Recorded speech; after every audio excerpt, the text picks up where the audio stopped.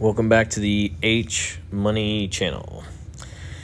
And wanted to talk today through another who gets the mats decision. As you can see, I'm looking at my 4-star Ascension materials. I got a lot of rings, but not a lot of great red heroes. I may wind up leveling another costume Marjana just because I got so many rings and she's obviously beastly. But the important one right now, I just got my 6th Farsight telescope, which means I can ascend another blue hero and have 2 candidates that will be, well, actually I have 3, but I'll show you why the 3rd one is not going to get it. So it's really a competition between 2. So over Christmas, like the Christmas summon, I did a pull in the Legends portal, which is obviously not a great portal. It's very low percentage, but astoundingly enough, I was able to get Athena and the Athena costume,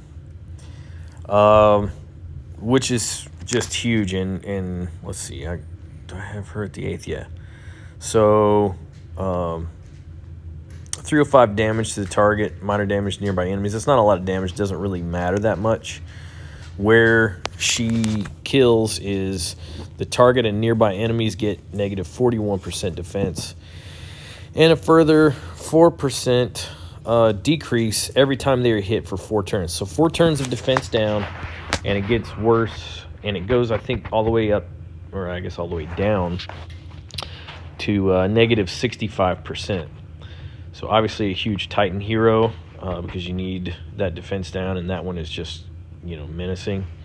Great on offense and defense. Defense down, probably, arguably the most powerful sort of skill in the game. And that's an important thing to consider, is why is defense down so important? And it comes down to the ratios in between offense and defense. So if you look at a hero's attack, hers right now is 559. Obviously that's really low. That's like a 3-star, but she's being leveled. And her defense 525. If you were to attack another hero whose defense was the same, let's say because her attack is 559 and the other hero's defense was 559, then the damage should come out pretty close to that 305. But I'm not certain exactly how the algorithm looks at that. But I am certain that the algorithm looks at the relationship and how those two relate to each other determines the ferocity of the attack. So let's say that 559 was, let's see, that'd be 1118 would be double that. And you went to attack a hero whose defense was 559. Well, then that attack is going to go up a lot because it would be double the defense stat.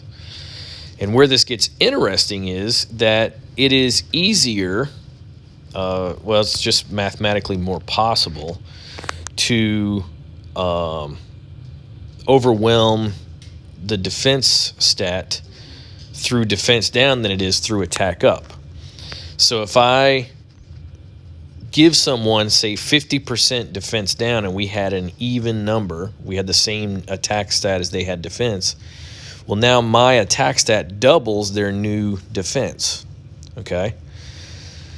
On the same token, if I took my offense or attack up by 50%, then the ratio is only 1.5. So let's just make it an even 100. If my attack and your defense heroes stats are both 100 and I give you negative 50% defense, then it goes down to 50. 100 is obviously double of 50. But if I take my attack up by 50, it's 150, and yours is still 100.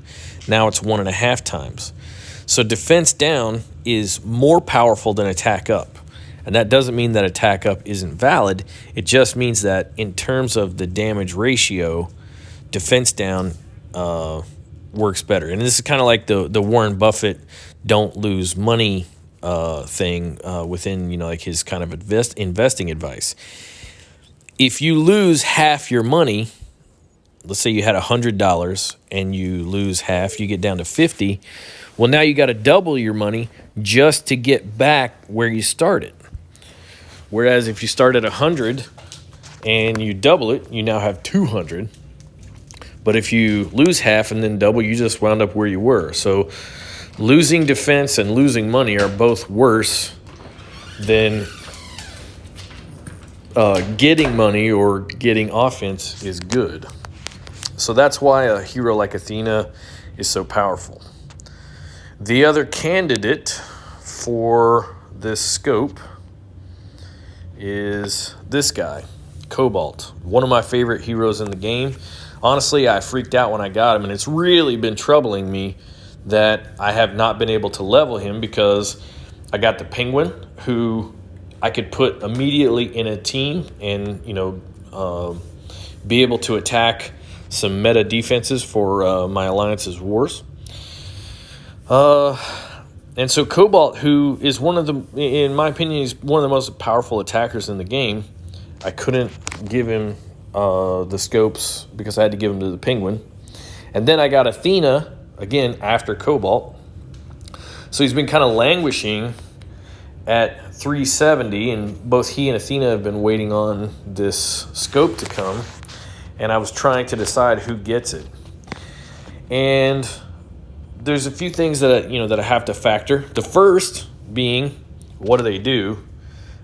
Here's the facts. On the third charge, 360% damage to all enemies. Attack has a 100% chance to bypass all defensive buffs. This includes counterattacks. So he can whoop up on riposte. He can whoop up on taunt. I mean, he's just a monster. And that third charge is basically like a delete button for the other team. If you get him there, which does take, I think it's 13 tiles, but it takes a lot to get him there. But if you do, then, somebody's going to die. And a good chance, like, a lot of somebodies are going to. And then, obviously, we talked about the defense down capability of Athena. Super powerful for Titans and necessary. And then great on offense. I don't think she's as good on defense because she's a little bit easy to kill. But that doesn't mean that she couldn't be on defense. You'd have to kind of maybe build around her a little bit, but it would be viable because of that defense down, how powerful it is. So I'm stuck at a conundrum. Now, obviously, you can ask your alliance mates what they recommend. Many of them will have the heroes that you're considering. And this was kind of a situation. I did ask my alliance mates what they thought. And they gave me some insight that I thought was worth passing on. And the next consideration would be, do you have a team in place to put them on? And frankly, that's actually a tough question for these two heroes in particular, because I think you kind of build teams around both of them. Like, both of those heroes, Cobalt and Athena, are worthy of being like the centerpiece of a team. So that's less of a consideration in their cases. Like, do you have a team to put them with? The answer is going to be, in both of their cases, yes, because they can fit right in. Huge damage always works, you take a hero like Proteus, who doesn't do a lot of damage, but he freezes mana. That works most of the time, but huge damage always works. So that was less of a consideration. And then they said, well, look into your inventory and see what you have for emblems. So that raises the next sort of specter of decision making. Athena is a ranger, and I have 1,200 emblems. And Cobalt is a wizard, and I have 87 emblems. And that might be what tells the tale, because 1200 emblems, obviously with Athena being a little bit squishy, you want to emblem her up. It won't take me long to get the other 300. I mean, relatively speaking, obviously it does take some time.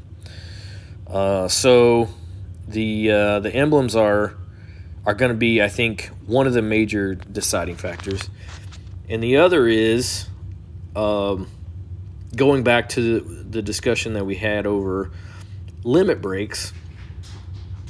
Which of these heroes empowers the other heroes? And it comes down, I think, to a decision based on Cobalt himself. Athena, with her defense down, would turn Cobalt into a nuclear bomb. And Cobalt's first charge, 290 damage to the target with a 60% chance to bypass. The second charge, 325 to the target and nearby enemies with an 85% chance to bypass. This is the one that you're going to see the most often, and I think it's either at 9 tiles or 8, something like that. I can't remember exactly how long it takes to get that second charge, but I know it's the equivalent of fast. It's either that or it's a little bit more or a little bit less, but I think it's 9 tiles or less, I'm pretty sure. So this 325% damage to the target and nearby enemies, that's a hit 3. And then you look at Athena's special, and it is a monstrous defense down to 3.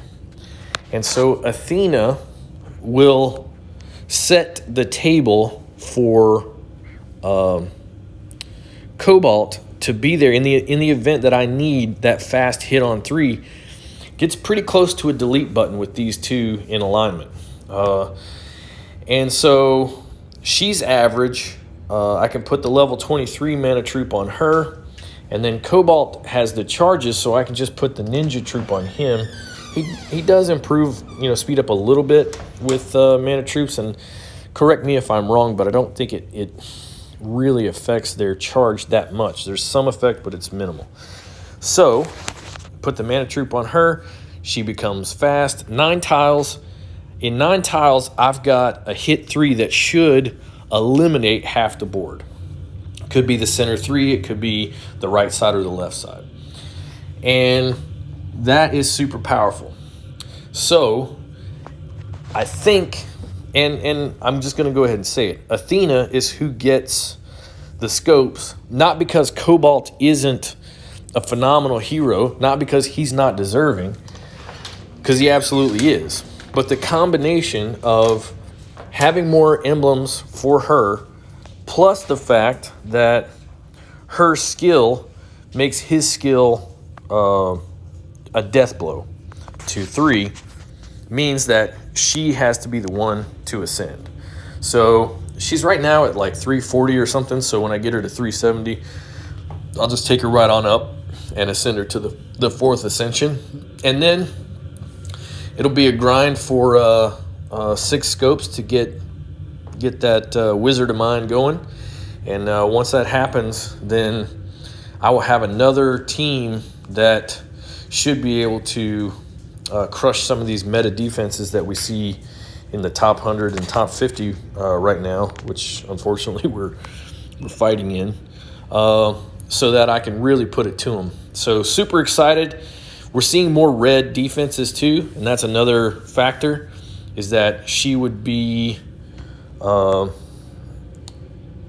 to put me in place to take on some of these red tanks like Octros and whatnot more readily. And so just in general, she supercharges all of my blue heroes, one of which will be Cobalt. So super excited, and that's kind of taking you through the great question, who gets the mats? In this case, it's going to be Athena. If you're getting any value out of this, be sure to quote-unquote like, share, and subscribe. I hate asking for that. It always feels kind of kooky. But, I am having fun making these videos, and that makes the algorithm more happy, and it sends it to more people, and helps them to spot what we're doing, and sort of aggregate this this intellectual approach, if you will, to making decision making and increasing your odds of taking advantage of the luck that you have. This channel is kind of dedicated to the free and cheap to play player, and so when you have that, when you are that, you got to make tough decisions, and that exists for everybody. Everybody, no matter how much they spend, has to make difficult decisions. But I think there's probably less of a cushion if you're not spending a lot of money, as some players are, because you're getting materials and heroes faster, and that allows you to recover from a mistake that you might have made more readily. So again, like, share, and subscribe. Hope you're having a great day. I hope 2022 is treating you great, and I will see you on the next video. I'm really excited to get this chick leveled up and start playing with her.